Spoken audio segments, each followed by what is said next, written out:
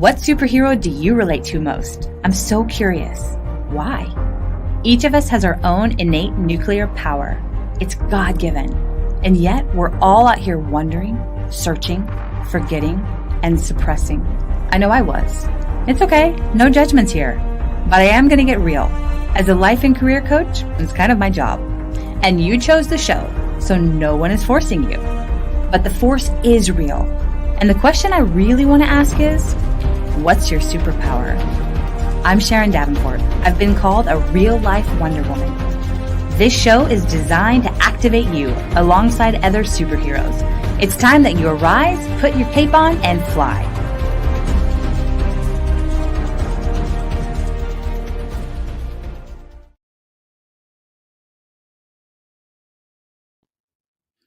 Welcome, friends. What an awesome guest we have lined up for you today. Dr. Troy Amdahl, aka the ULA Guru and co-author of the best-selling book, ULA, Finding Balance in an Unbalanced World. And he's also the founder of the Green Gap, the ULA Green Gap. Dr. Troy is a personal friend, one of my mentors. He's a husband, a father, grandfather, and truly lives out the principles that he talks about. And I know you'll enjoy his passion as he comes and shares with us today. So welcome, Dr. Troy. So great to be here. By the way, been on a bunch of podcasts. That might be the best intro I've ever heard. Like that was 5 stars. I'm looking for the button to press 5 stars. That was amazing. Oh, you can come back and like and follow and comment later. That was impressive. Nice work.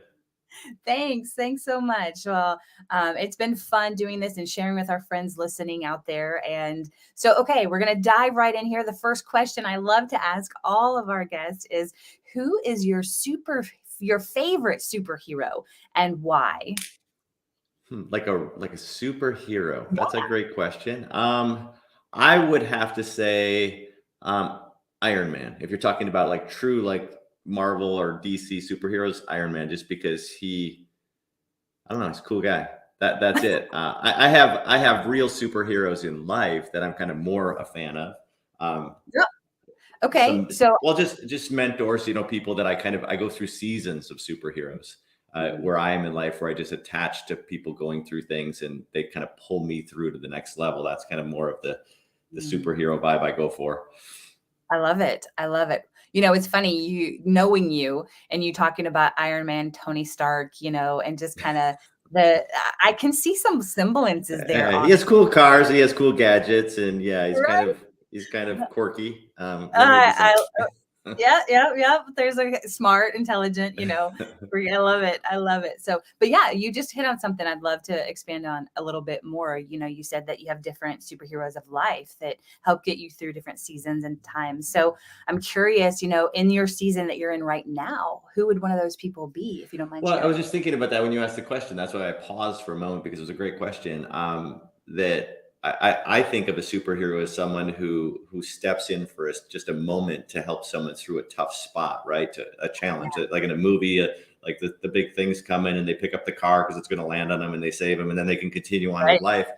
And right now, a couple of people that I'm really interested in and been mentoring with, there are 2 actually, and I think you know them both. One is James Lawrence, the Iron Cowboy, just because his level of discipline and his level of just, I don't know, it expands it's just next level of what's possible. And then the other one really at the season I'm in is Joshua Becker, who's from Becoming Minimalist. He's really challenging me to be intentional with materialism. And at this stage in my life where I spent a lot of my life accumulating wealth and, and things that it's like, okay, some of that's cool and some of that's fine, but what do I really need? And what really, adds value and joy to my life, and what the rest of it's just distractions from things that matter. So those are the 2 people that I'm leaning into right now as I continue to evolve and grow as a human. I love that. And actually, we might circle back around that a little bit later here. And so I love you sharing that. And those, I know both of them, and not personally, but I actually have met the Iron Cowboy, and it's super impressive in person and, in watching him as well. So maybe I can get him on the show later. Yeah, he's a But great interview, by the way. love that, Yeah. love that. So we'll work on that. But so, okay, next question I have for you is, what would you say your superpower is, and how do you use it in your day to day? If I had to think about, I have a lot of things wrong with me, right? Like everyone, like we're all broken. But as far as a skill set that's moved me forward, I would say I have a stubborn discipline. That if I tell myself that I'm going to do something, commit to something, it's going to happen. And I don't know where that came from, but I'm actually incredibly grateful for it. I'm sure if you ask my wife or my kids, that sometimes it could be annoying. But if I make a commitment and I'm going to do something, um, whether you call it a stubborn discipline or integrity with myself, like if I make a commitment, I'm going to follow through, and that served me very well. I love it. I love it. So kind of on that same note with you've accomplished a lot in life. And, our friends listening, they may not know you at all. They may not know what ULA is or anything about it. So I'd love for you to personally share. You're the ULA guru, but I'd love for you to personally share some of your personal accomplishments in life, in business. And like, listen, we don't want you to be modest here. I want you to actually share some of the things that you have done so that we can get to know the real Dr. Troy and the place that you're coming from. You're one of the most modest people that I personally know. But people, I want them to hear what you've accomplished. So then we can get into some other pieces. Yeah, it's kind of a hard thing to talk about, honestly. But the so when we talked about ULA before ULA was a thing, I always looked at life as 7 key areas. Before ULA became a book and an event and a whatever, I always looked at my life that if I was going to be successful in life, I wanted to be successful in not just money and career, which society tells us that's success. I wanted to be a good dad. I wanted to have fun. I wanted to be on a faith journey to challenge myself. So there were these 7 areas in life.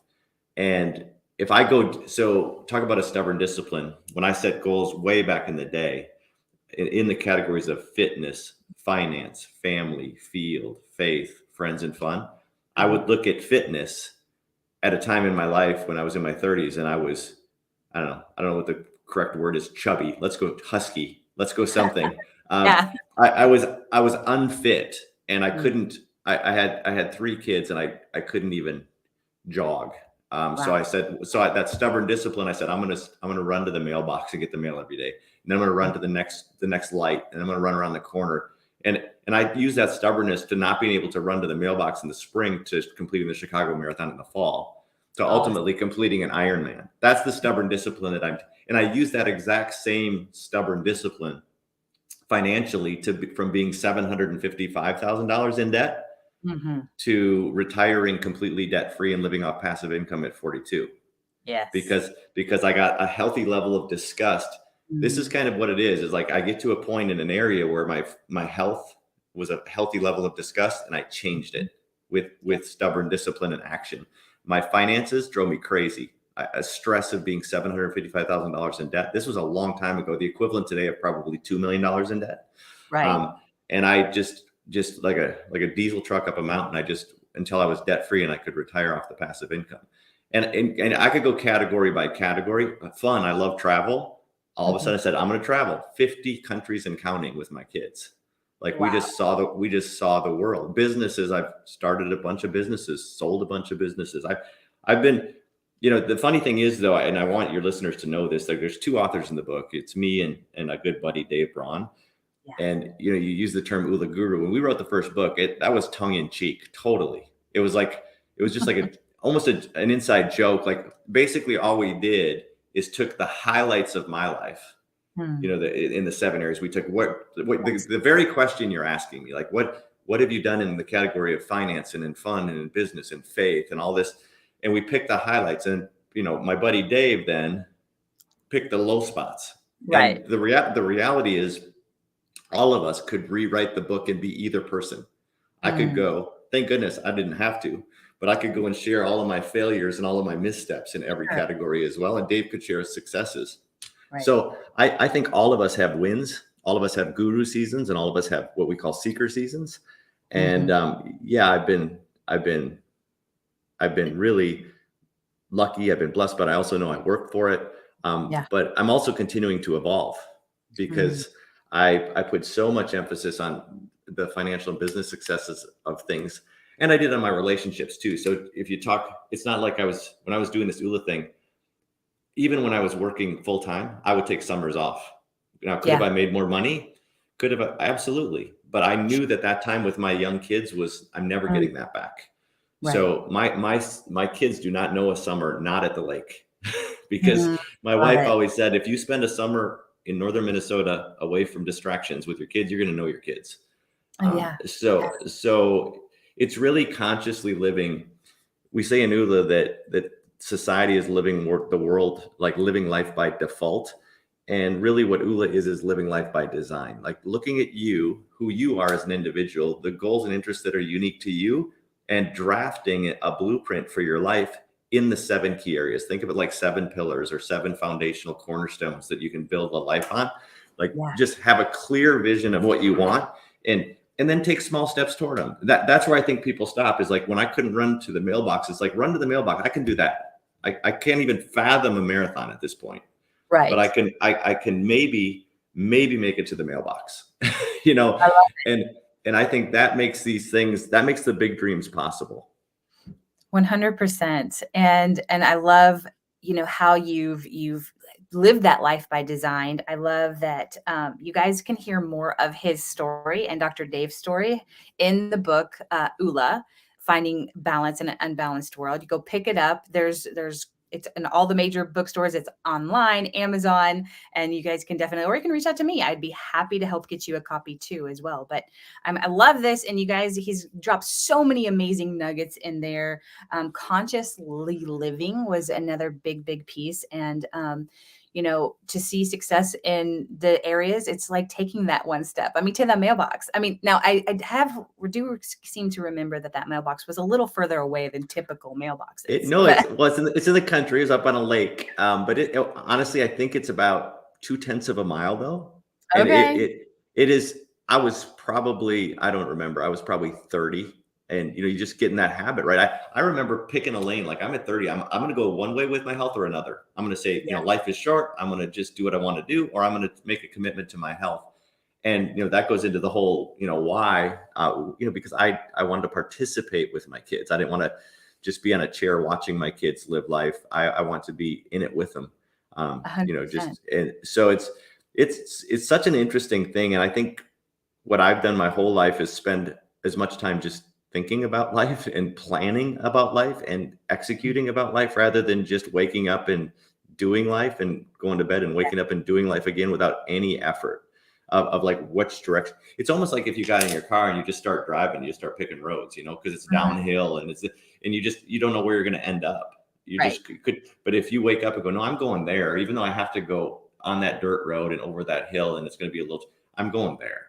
And 100%. it's as simple as that. But most of the people I talk to, we talk to people all the time about their dreams and their goals, and it would surprise you how many people have lost sight of any goal or dream they have for their life. They're the white knuckling it, holding on, hoping for a superhero to come in and save their life. When Right. I'm so to use your podcast as an analogy, it's like no one's coming with a cape to save your life. You're the one with a cape. You are the one who has to put on the cape and do the work. And 100%. that is the rub that a lot of people don't understand, that they're waiting for some outside in fix when the fix is right inside themselves already. I love it. I love it. And that's what we're doing here is I love highlighting people like you that are living their daily lives as superhero and living out the plan that they were designed to live out. And what's the saying? Failing to plan is planning to fail, right? S- Absolutely. So, and you are a testimony to, you know, that I loved how you said that stubborn discipline, and that you are literally making strides, and you have made strides, and then you're turning around and sharing about it, because I know your heart as well, and it's been a joy and an honor to get to know your heart and see the man behind the guy that some people might see on stage. But and so it's been a beautiful process to watch that too. And so, getting to know you on a different level than some people, as one of my mentors. And you're brilliant, you're super sharp when it comes to finances. You've had incredible successes, you've turned your failures into successes. But I'm curious to hear from you, what or who would you attribute to your many successes? Hmm. I would I would probably say my older brother. Mm, So a lot of people go to their dad, but my dad worked 2 and 3 jobs just to provide for 4 kids, so I didn't see a lot of my dad. yeah. So my brother's 8 years older than me, so he was tasked to raise me a lot of times, like to teach me how to do things, and he and I to this day are best friends. So we have houses 2 miles apart in Arizona, and we have Oh, cabins on the same lake in Minnesota, and we mm, run together almost every day. We're together, oh, and we're just he was just that person who that's unconditionally loving and supportive of all of my crazy ideas. Because if you're gonna do some crazy things like I've done, you're gonna have some crazy like I mean, I picked up my 3 little kids, had a successful business doing crazy volume of business, and moved to right. the Middle East for 2 years just on a whim. I wouldn't. Wow. I mean, and it was awesome. I mean, I, so he's the. It's just nice to have someone in your corner who just kind of goes, yeah, like I believe in you and it's possible. And when you say like when you compliment, like say, okay, you're successful, you're brilliant, or whatever. It's just not, that part I don't think is true. I think the stubbornness. This is where I want listeners to get this. That I think it's so easy to look at other people and see Mm, an advantage, and I understand I have advantages, and I get that.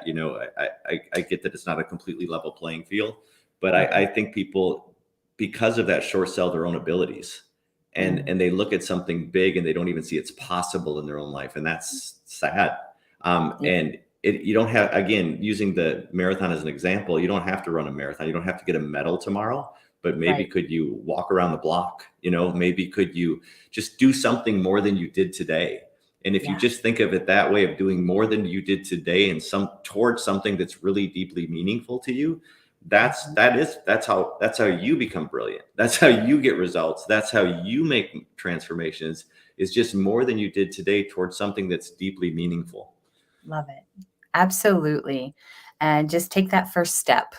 And I love how ULA has that whole process as well.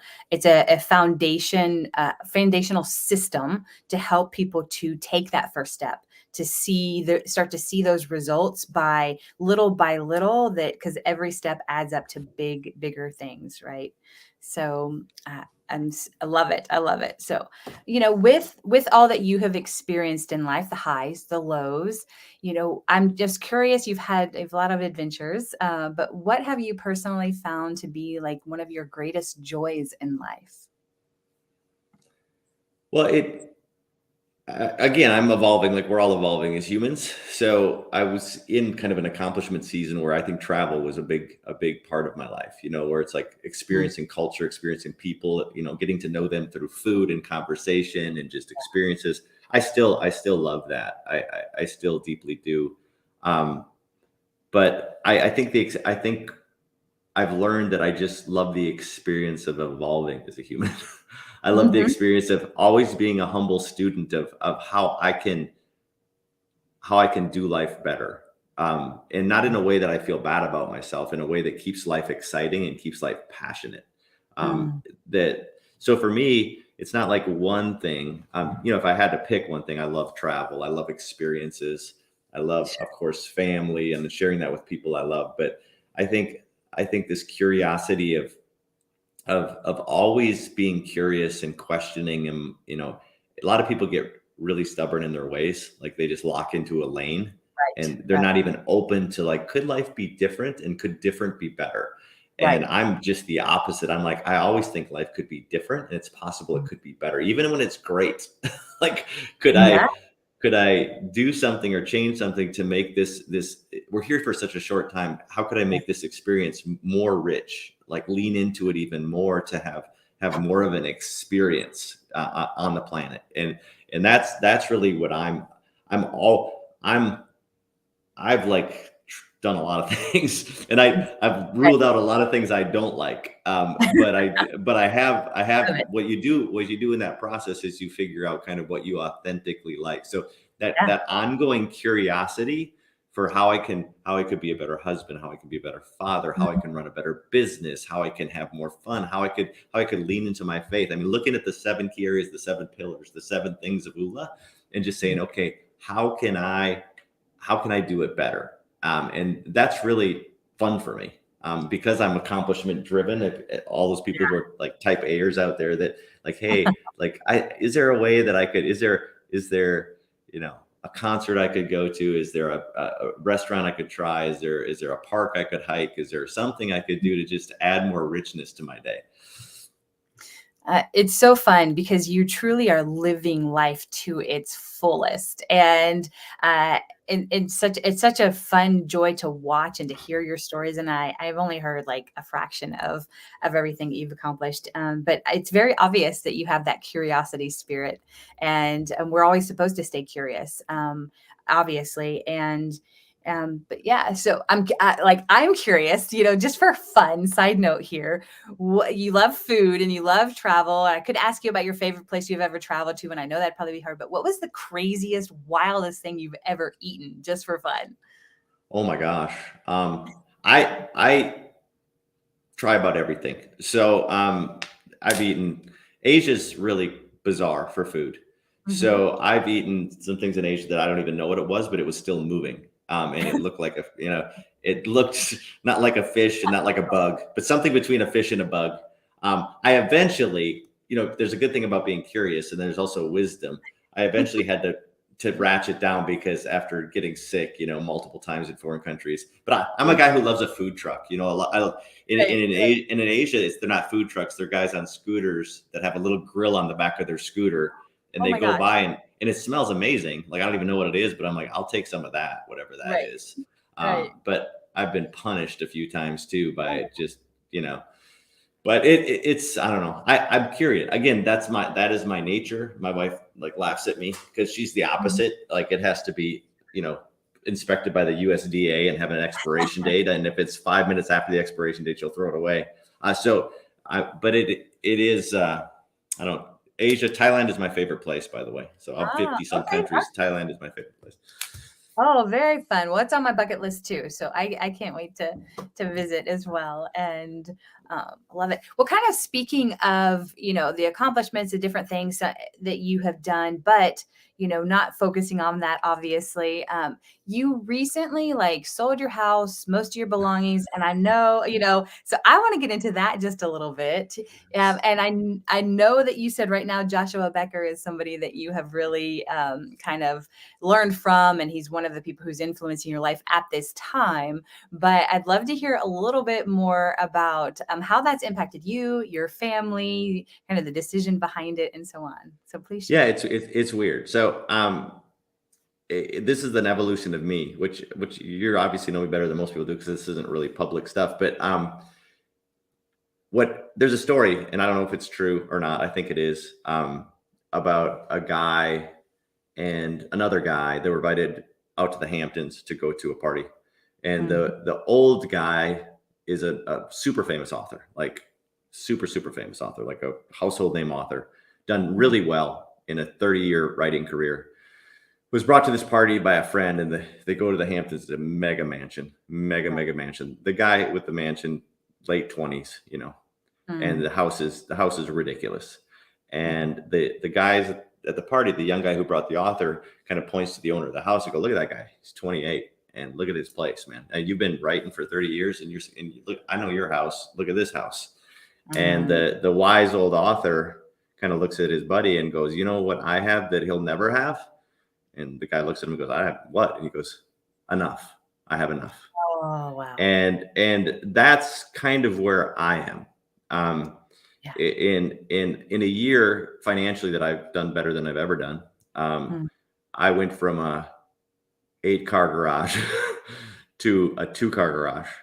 mm, I went to a house that's 40% the size of the house square footage that I was in, wow. and I got rid of 80% of my material stuff in the closets and in the drawers. Mhm. I'm down to 77 articles of clothing. Um, I have enough. And once I realized I had enough, uh, I felt rich, not in a net worth level. I felt it just took all of and I'm still like someone writes me a check, I'm going to cash it. It's not like I'm a monk in the woods, like living off dirt. I mean, I'm still a businessman. I still run a business. I still do all that, but there truly is. Joshua Becker has a book called The More of Less. There truly is more Mhm. in less. But I wouldn't call myself a minimalist at all. That would be laughable. Mm, Because if people saw the lifestyle that I'm definitely not a minimalist, but I would call myself right at this point in my life where I am today, an intentionalist, meaning that I have no mm, problem on nice material things that have some sort of meaning to me. They're joy, they have a purpose, whatever. But I definitely had excess, and trimming mm. that excess has been freeing, like freeing. So I am right in the heat of this. I mean, you could interview me 5 years from now and I buy a big house in the Hamptons. I don't know who I'll be 5 years from now, but that is where I am right now. But like Dave said, man, when I make a turn, I make a turn. Like I'm not afraid to. It's kind of like I Love picked my family up when we moved to the Middle East. But when I feel it, and I go with gut, I go with heart, and it. Mm, I was feeling this, and it was feeling too much, and right. it was feeling like too much focus Mm, mm. on and it was sending the wrong message, I think, to people that Yeah. yes, I mean, I've read all the studies on money and happiness, and there is a point. Money does provide a certain level of joy at certain income levels, and I know all that. But for me, I knew I was in the right spot, or talk about being in the right lane right now. I would get way more joy bringing a truckload of stuff to donate than bringing Right. a new package in my house. Like I would Yeah. see a package from Amazon and my eyes would roll. But when I Wow. would drop stuff off, I'd feel like, man, this feels amazing. Like Yeah. someone can use this. That's just sitting in a closet. So yeah, that is ULA, by the way. That is what we Mm, teach, is just constantly looking at the way you're living. And someone at a different stage, if you'd asked me when I'm 25, I was in an accumulation phase, which I needed to be. I had 4 kids and we needed a right. bigger house, and I wanted a bigger house, and but we're evolving creatures. And at this stage in my life, with the kids moving out of the house, I didn't need all that stuff. But it was a radical transformation, and I'm in the midst of it right now. I love it, and just a little bit that I've seen so far, it's been incredible to hear about, incredible to watch. So, and I love kind of I summed up a little bit of what you were saying, and realize that when you realize you have enough, and you'll be rich. You'll be rich. So realize you have enough, and you'll be rich. I might quote that later. Just saying. You can take it. You can put your name on it. You can own No, it. no, I'll put your name on it. I can do that. um, so as we're starting to wrap up here, I'd love for you to share like one more thing with your friends. What takeaway would you leave for our listeners today of something they could do, or something they should think about? A takeaway. I think a belief in yourself, in that everyone has challenges. Very few people share those challenges publicly. So it looks Mm, like the rest of the world is winning and you're not. right. But you are, and you are designed by God for greatness and a purpose, for sure. I believe that in my heart. I believe that there's something inside of you that is just curious to be shared with the world. And I would just challenge you to be brave enough to take action toward that every day. I love it. I love it. Well, thank you so much for joining us today, Dr. Troy. It's been such an honor to have you on here. I know you got up really early to do this, and because you're out on the West Coast there. And so for those of you listening, if you want to know more about ULA and how to find balance in your own life, feel free to reach out to me directly. I've had the privilege of working with Dr. Dave and Dr. Troy for the past couple of years, and I'm here to help you on your journey as well. And guys, thanks so much for tuning in. Troy, again, thank you. Appreciate you. Appreciate all you do. I mean, this is a community effort, and anyone throwing positivity and kindness in the world, like, I'm a fan. Love it. Love it. So, all right, guys, again, thanks for tuning in. We'll be back with our next amazing modern superhero in about 2 weeks. Until then, use your superpower to help change somebody's life for the better today. Bye for now.